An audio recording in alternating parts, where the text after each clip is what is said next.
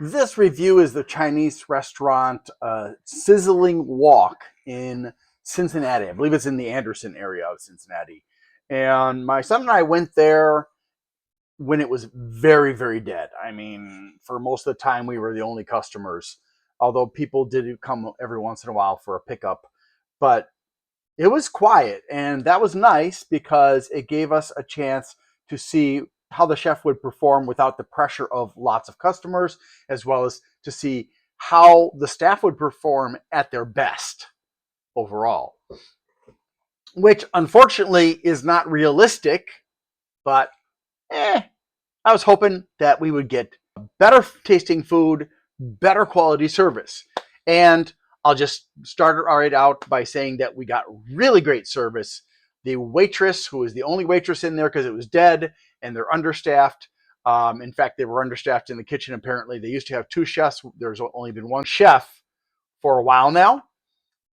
So I think there were two, maybe three people in the kitchen working. I only saw the waitress and then one of the people from the kitchen who would come out periodically with some stuff. As far as the waitress was concerned, she did a great job. She was very sociable with us when we wanted to talk to her. We had nice conversations with her. She tried to please us. She tried hard to please us. So we ordered a few things. We had egg rolls, which were just average egg rolls. There was nothing special about them. I had hot and sour soup, which I thought was acceptably good for hot and sour soup. My boy had egg drop soup, and the egg drop soup I thought was just okay. I wasn't impressed by that. Then it was also a little bit of a problem because both of those soups had chicken in them, and we hadn't been expecting that. We had mentioned to the waitress that we don't eat meat, but the meat was in there. And that's probably because the soup was pre-made, and therefore the chef was just dipping in with the ladle. Didn't really have a way to get the chicken out, especially if he stirred it up to make sure it was, equally distributed. It would have been impossible to avoid the meat. But, a minor problem for us. And I accidentally ate one piece. I lived. I'm still alive, amazingly. I don't remember what my son had, but I ordered a tofu dish with mixed vegetables that the waitress recommended to me. I think it had a kind of a General Tso's sauce in it. It was more on the salty and sour side. I did tell the waitress I wanted it to be spicy.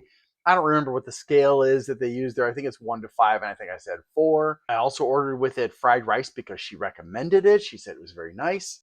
Unfortunately, with my food, and I felt my son's food also was kind of a little bit too American, but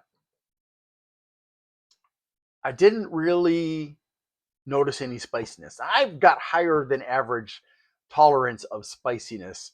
So I did tell her, hey, this isn't spicy. She went to the kitchen. She got me a little saucer with a scoop of very oily chili pepper paste. It's not the fine stuff. This is the stuff with whole seeds and flakes of chili peppers in it.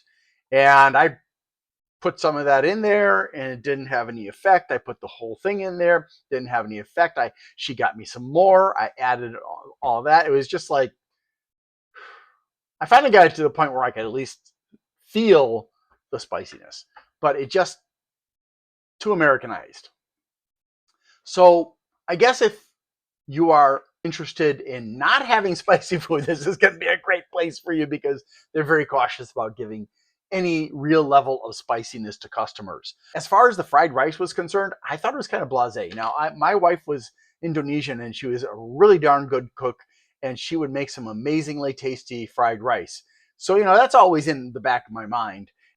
But still, even ignoring that, it was just okay. There's nothing remarkable about it. It did have, unfortunately for me, some egg in it. I don't like eating eggs. I'm trying to protect my heart, which I have some issues.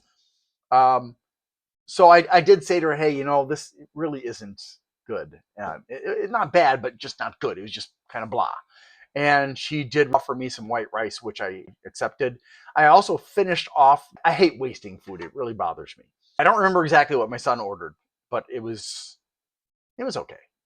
So to conclude, um, If you're looking for Americanized Chinese food and you don't want spicy to mean actually spicy, this is a good choice. If you want, and this is the hard part, I can't say how good the service is when it's busy because I didn't see that.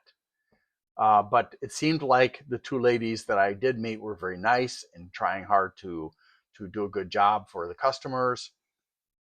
But when things get busy, some people can't handle that kind of stress.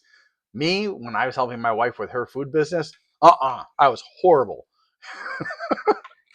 So if you want authentic Chinese, I would say find somewhere else to go. But do keep in mind that some authentic types of Chinese are very oily. So you may want to say, hey, I don't want all that extra oil. Um, and sometimes, even in those places, it's hard to get the food to be spicy enough. So if you're looking, but you can always go to a Chinese restaurant and say, hey, I want it to be authentic, but not with too much oil. And then you can specify how spicy you really want it to be. Because for me, almost all the salsas in the grocery store are weak, really, really weak. Anyways, so yeah, that's the review. If you have any questions or comments, maybe you've been there, um, please put them down in the comments. Thanks for watching, and I hope you have a nice day. Thanks for watching. I need to ask for your help. On December 11th, 2024, Amazon fired me under false pretenses. And on the 17th, I had surgery for the injury that occurred at Amazon that Amazon and Sedgwick refused to take responsibility for. So it's coming out of my pocket and my insurance company's pocket. So that means I'm unemployed and I will not be getting short-term disability from Amazon or from Sedgwick. So my financial situation is a bit of a problem right now.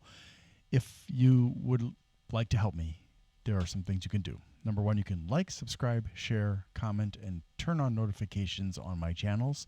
Number two, if you'd like to give a one-time donation, and please don't do this if you can't afford it, you can, on the Glenn's Fast Reviews channel, do a super thanks.